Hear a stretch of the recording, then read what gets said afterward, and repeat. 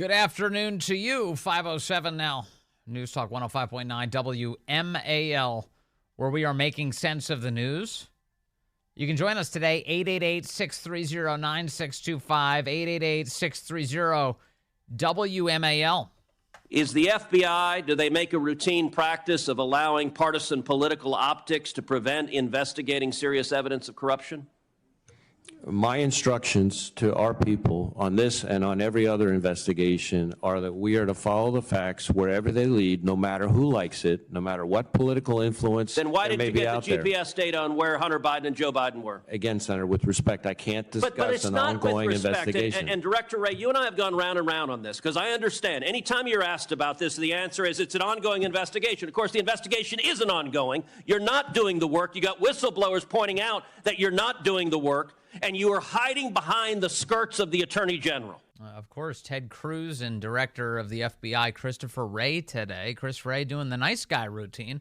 Hey, everything's fine. We don't allow politics to animate any of this. Is that true? Well, my next guest says no, it's not. Steve Friend, senior fellow at the Center for Renewing America, former special agent for the FBI, joins us now. Steve, good to have you back with us, sir. Oh, thanks for having me again, Vince. These hearings, are they as frustrating for you as they are for me? You hear from the director, he seems to act like, hey, everything's on the up and up. I don't know why you're hassling me.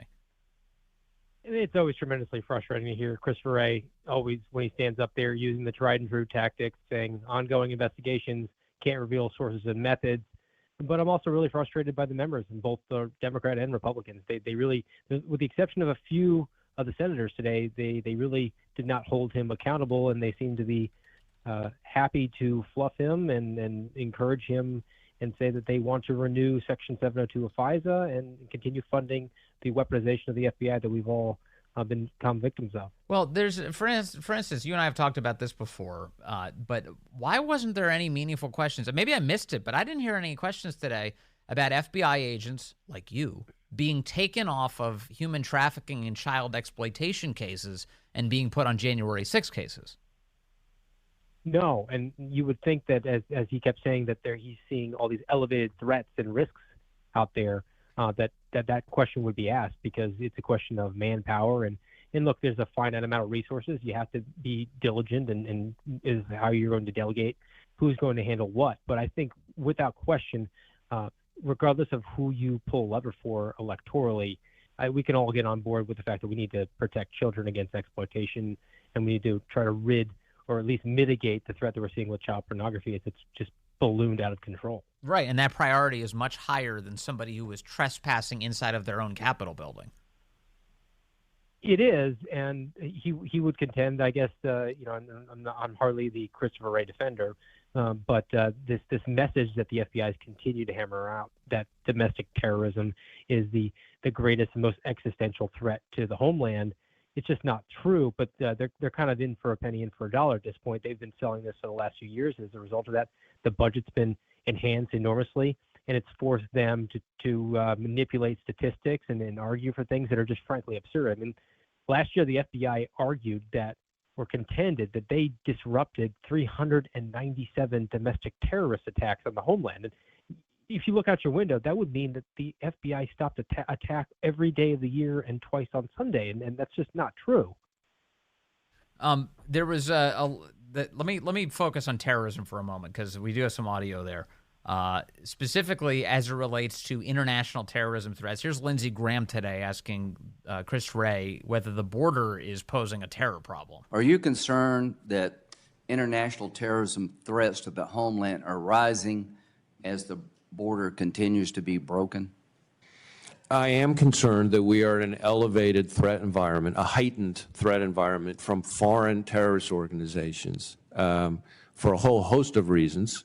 And obviously their ability to exploit any port of entry, including our southwest border, is a source of concern. You know, there's a lot of discussion about numbers, and numbers are important, but let's not forget that it didn't take a big number of people on 9/11 to kill 3,000 people. So while numbers are important, numbers don't tell the whole story. And we have seen an increase in so-called KSTs, known as suspected terrorists, attempting to cross.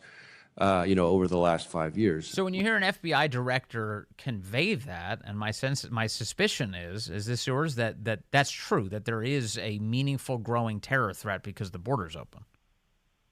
Without a question. I mean, it's just simple mathematics. If you even give the government the benefit of the doubt, let's say that 99% of the people that they're having interactions with are being vetted properly, that just still leaves thousands of people that have crossed the border and could be nefarious actors. I do scratch my head a little bit about the line of questioning because it seems like more of a homeland security type of question than an FBI question, and also very frustrated with the fact that Christopher Wray is able to pivot that and use that to encourage Congress to do the renewal of Section 702 under FISA. Yeah. So, and the reason it seems like a lot of these guys, some of these Republican senators, they like Chris Wray. They have personal relationships with him. They kind of go easy on him as a result. But the end result is that they're not doing the government oversight necessary, the actual oversight of the FBI that they should be. So let's talk Section 702 now, because this came up today. Mike Lee was challenging Christopher Wray on all of the abuses of Section 702. That is, these are foreign intelligence surveillance powers that have been used routinely against American citizens. And they are up right now, the consideration for renewal. Is it your view, Steve Friend, that these powers should not be renewed? 100% they cannot be renewed. This is the ring of power. The FBI is incapable of wielding this in compliance with protecting and defending American civil liberties. This was intended to be a tool that they use to surveil foreign actors outside of the United States, but it's only useful for a domestic law enforcement agency if they use it to reverse target Americans. And they're not even hiding that fact now. They're saying that Section 702 is useful at tracking of fentanyl crossing the border. That has nothing to do with counterintelligence needs.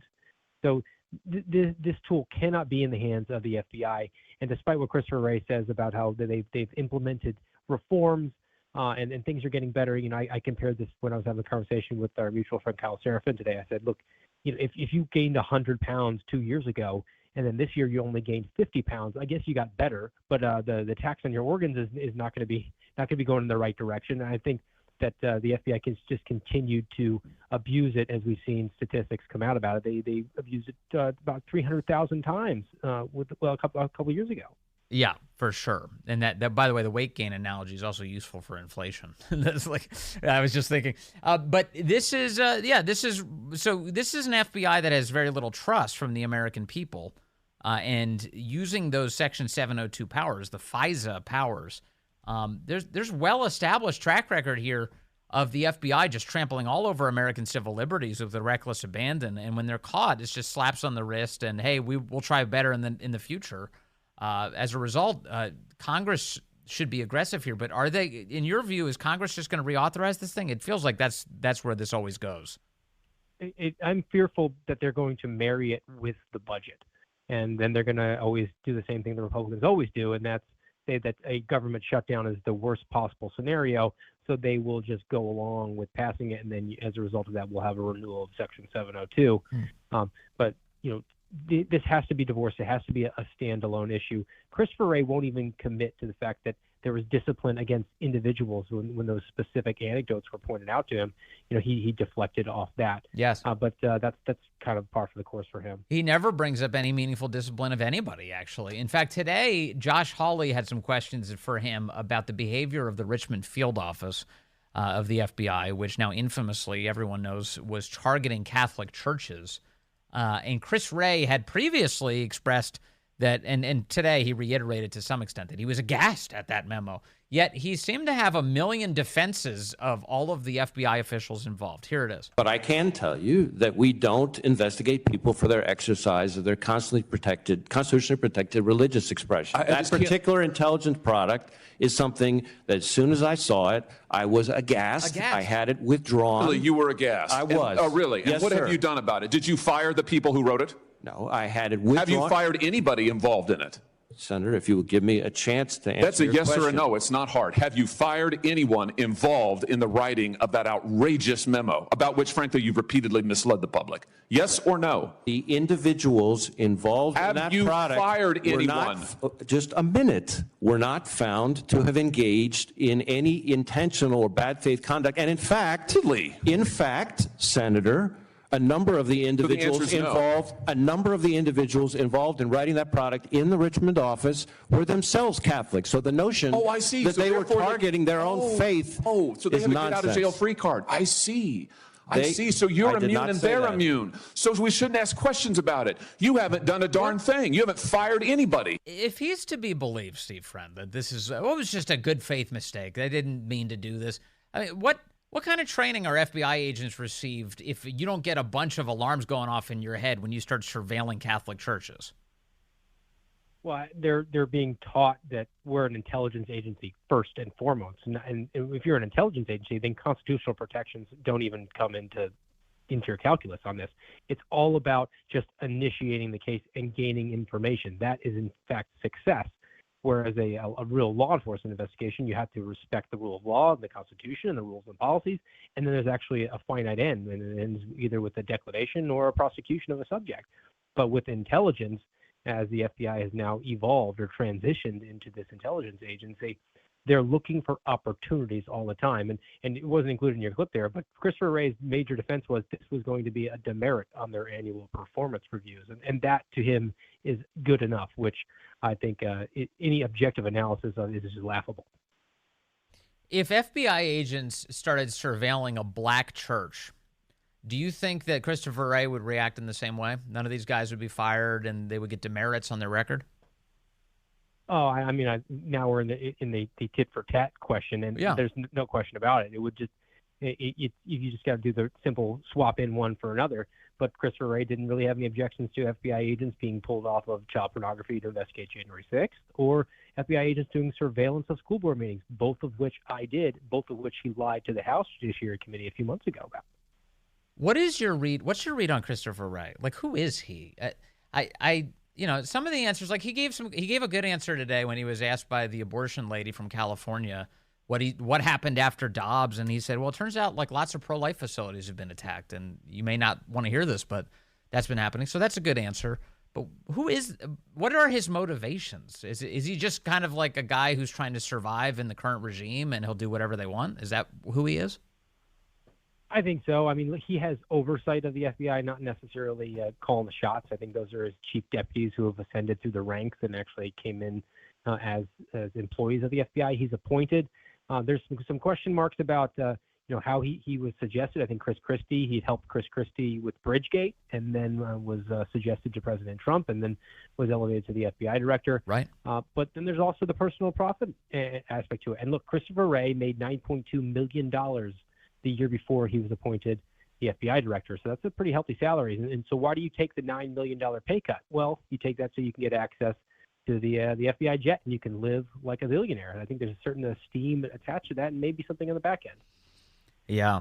They were saying today, somebody confronted him today, maybe it was Tom Cotton, who said, hey, what's the deal with the private jet? Like the jet, we're being told that they fly the jet to D.C. to get you because normally you would have to go to Manassas to pick up the jet, but you don't like sitting in traffic. Is that true? And he's like, that's not true. That's not true.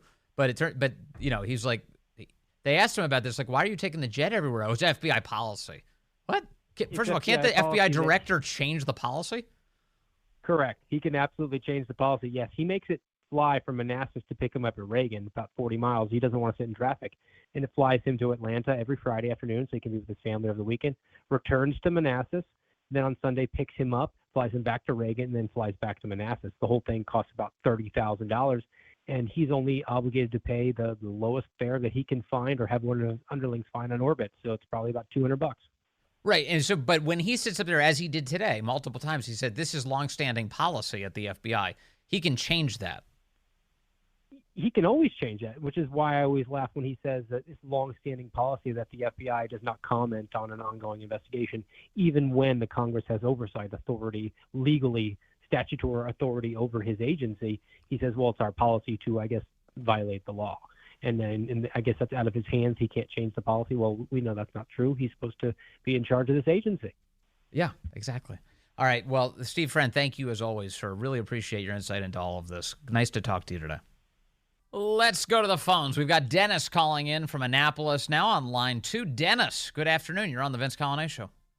Hey, Vince, thanks for taking my call. Yes, sir. Yeah, the FBI, I like many Americans, no longer have any faith in the FBI. It's become nothing but I call it the fascist bureau of instigation. Wray is nothing but a partisan hack. He may be, say he's Republican, but he's not. And it's just become weaponized under the current Democrat authoritarian regime. And it's a total disaster, isn't it? So you have the FBI going after January 6 people. They just arrested an actor out in Hollywood, a guy who was in the Capitol building on January 6. And they're not focusing on child sexual exploitation. They're taking agents off of that. They're putting FBI agents in the parking lots of school board meetings, Dennis, in case you're looking for evidence of what you said being true. What about the difference the FBI treats conservatives regarding warrants, conservatives and Democrats? Yeah, big time. A massive difference in the treatment there. In other words, they are being an arm of the Democrat Party. Hey, coming up, we've got a lot of information coming out for you. In fact, there's a brand new revelation just out in the last hour about the role that the January 6th committee may have actually played in these indictments of Donald Trump, the machinations behind the scenes now going public. Those details ahead and so much more on the Vince Coglianese Show. Hey there, good afternoon to you. 5:35 here, News Talk 105.9 WMAL, where we're making sense of the news. You can join us today, 888-630-9625, 888-630-WMAL. Always appreciate your contributions. We've got a story today. A news outlet called The Messenger has the headline on this. They say House Judiciary Committee requests records linking Fani Willis and the January 6th Select Committee. The House Judiciary Committee today requesting documents linking the Fulton County, Georgia District Attorney Fani Willis to Congress's investigation of January 6th. In a letter to Willis, House Judiciary Chair Jim Jordan said the committee is in possession of a letter dated December of 2021 sent from Willis to Benny Thompson, congressman from Mississippi, who chaired the House Select Committee on the January 6th attack. Willis requested access to the records, including recordings and transcripts of witness interviews and depositions, electronic and print records of communications, and records of travel. This new information raises additional questions relevant to the committee's oversight of your politically motivated prosecution of a former president, Jim Jordan correctly points out. So here you have the January 6th committee, which was a partisan hack operation. It wasn't a fact-finding mission in any sense of the word. If it was, they would air out all of the evidence. They would show up tons of video. They would let the American public judge. That's not what they did. That's not what they did at all. They would show snippets of Donald Trump's speech at the Capitol, not even at the Capitol, but in Washington, D.C. on January 6th. And then they wouldn't show the portion where he said that he was urging people to be peaceful and patriotic at the Capitol building. They refused to show that part during their primetime televised hearings, put together by, what was it, an ABC News producer? It was a big televised operation designed to meddle in our elections. And the January 6th committee was apparently coordinating with Fani Willis down in Georgia. And what is Fani Willis trying to prosecute Trump for? Remember this? I know there's been a lot. There's been 90-some charges leveled against him, all in the last year, all by Democrats, all designed to meddle in the election.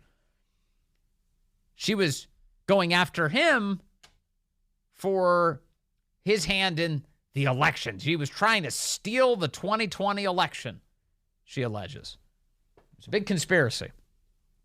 And so Jim Jordan has come upon some documents that demonstrate that the January 6th committee has been working hand in glove with this lunatic. And so that's the update for you. We'll get you updates on the story as it appears. But that's some breaking news. That letter sent today by Jim Jordan and, just making what we already knew even more obvious, that this is just a political hit job, political operation. I do have some more audio for you from Christopher Wray today as well. Some interesting stuff. Marsha Blackburn is asking questions that other members should be asking about, which are, hey, what happened with the Jeffrey Epstein case? So Epstein, this filthy rich human being, we don't even really know where he got all of his money, was running a sex ring involving underage girls, as if you can't run sex rings with overage girls either, by the way. But in his case, he has all these children and all of these other rich people who are implicated, and there's nobody held accountable. There's not a single person. You're not going to give us anything? That's it? That's the end of the story? What's going on here? And then you tell us he killed himself in Manhattan. He killed himself. All the cameras were off. The guards didn't take the rounds. The stars aligned in a perfect lack of surveillance or any sort of observation of Jeffrey Epstein. And he was able to kill himself, is what the feds tell us. So Marsha Blackburn, God bless her, is at least one senator who's still asking questions about all this. But what we need from you is a complete investigation of why the FBI did not take this up, and then getting to the bottom of what is appearing to be an enormous sex trafficking ring, and listening to these survivors. And as I said, I've tried to get a subpoena on the flight logs, which I think is important to this. I think people need to... Yes, give us the flight logs. Tell us every single person who were on those planes. What do they call it? The Lolita Express? Give us every single name. No, who was on those planes, and how Bill Clinton. How often they were on those planes. Bill Gates. I think people who invest in companies would want Bill Ian Ayers to know if they're people from their C-suite. And as we go through this, should those logs be made public? They've been heavily redacted. Well, as I said, it's been a while since I looked at the specific case. Yeah, I just don't know much about this. I can tell you that we've been increasing year over year, both the number of agents focused on these kinds of cases, the number of victims we've rescued, and so onto the specific case. Let me offer to have let me get with my team and figure out if there's more information we can provide to you. That would be great. Yeah, we'll have to circle back. Circle backy Jen Psaki today from Christopher Wray. Yeah, we'll tell you at some point. We'll get back to you on this Epstein thing, which means they're not going to get you anything. Like if that case did not draw the attention of the FBI director to get some answers, nothing will, right? Like the Jeffrey Epstein case is a blaring example of sex crimes that deserve some investigation. Oh no, we have to arrest January 6th grandmas. We don't have time for the Jeffrey Epstein case. Come on.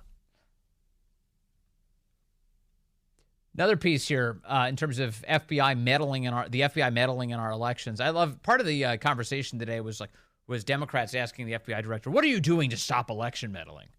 And what they were referring to is foreign adversaries. Foreign adversaries are attempting to meddle in our elections.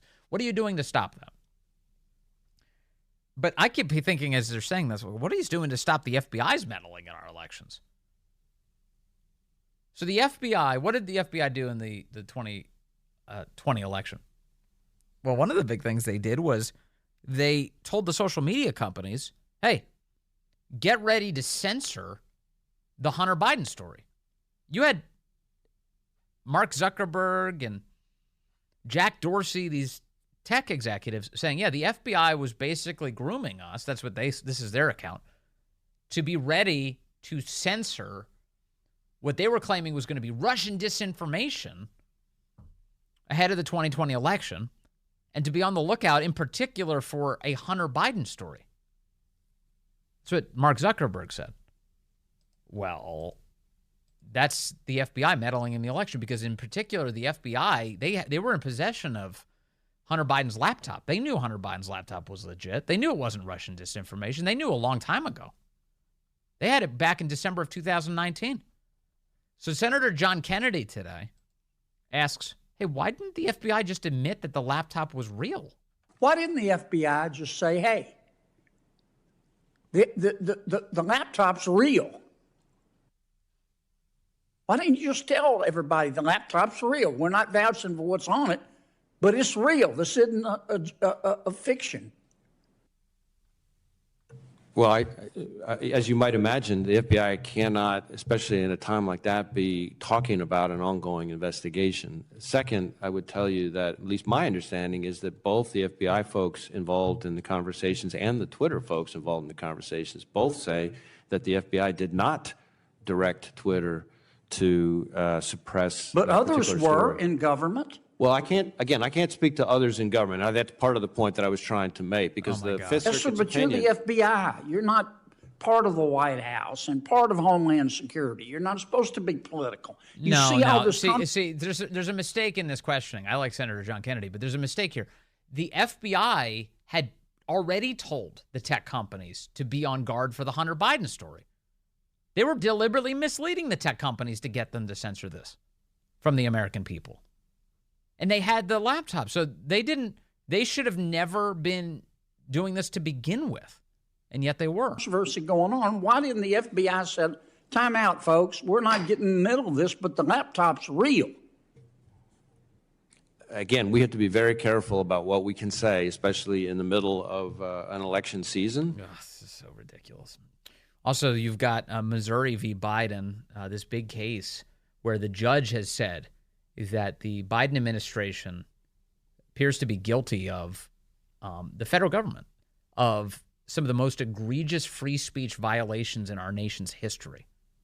This case is now going to the Supreme Court, and it involves the federal government basically compelling the social media companies to censor on their behalf.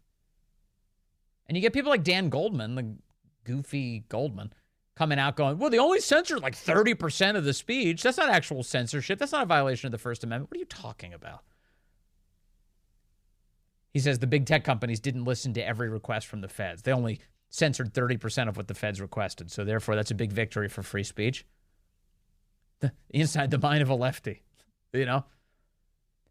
Today, there's many hearings today. There was another hearing today in the House. And the Assistant Attorney General for Civil Rights, a woman named Kristen Clarke of the United States Department of Justice, was asked about this by Congressman Dan Bishop from North Carolina. And it makes perfect sense that he would ask about this, because if you're the head of the Civil Rights Division, you may want to be briefed on what is believed to be one of the single biggest trampling of civil liberties in our nation's history, according to our court system. Guess what she knows about this case? You ready? Literally nothing. Ms. Clarke, in the the Missouri versus Biden case in the district court, the court explained, quote, if the allegations made by the plaintiffs are true, the present case arguably involves the most massive attack on free speech in United States history. Okay, that's a pretty big statement, isn't it? So if you're the civil rights lady for the United States Department of Justice, you might be aware of this. Close quote. Court went on to find that the plaintiffs were reasonably likely to succeed on the merits at trial, entered a preliminary injunction. The Fifth Circuit has affirmed. The Supreme Court has taken jurisdiction of the case. Of course, that's all civil litigation. Is any criminal investigation or prosecution of the persons responsible for that activity in the FBI, CISA, and at the White House and their co-conspirators underway in the Civil Rights Division? Congressman, I'm not familiar with this litigation, but happy to bring your question back. Oh, my God. Thank you. So let me just make sure I understand that. You are not aware of the Missouri versus Biden litigation that is currently being taken up by the United States Supreme Court. Is that correct? Unfortunately, I'm not, Congressman. She's only the Assistant Attorney General for Civil Rights at the United States Department of Justice. She's not aware of this massive case. Well, assuming that you're not aware of that, what reason would there be that the Civil Rights Division of the Justice Department leader is unaware of what United States District Court has described as the most massive attack on free speech in the United States history. Well, Congressman, I'm a political hack. If you could share more of the facts that could be helpful, Congressman. Otherwise, you just don't know. Is that correct? That's correct. Unfortunately, this does not appear to be a case that I'm familiar with. Well, good enough. I'm going to yield the balance of my time to the chairman. No further questions. I don't have anything. What else can I say?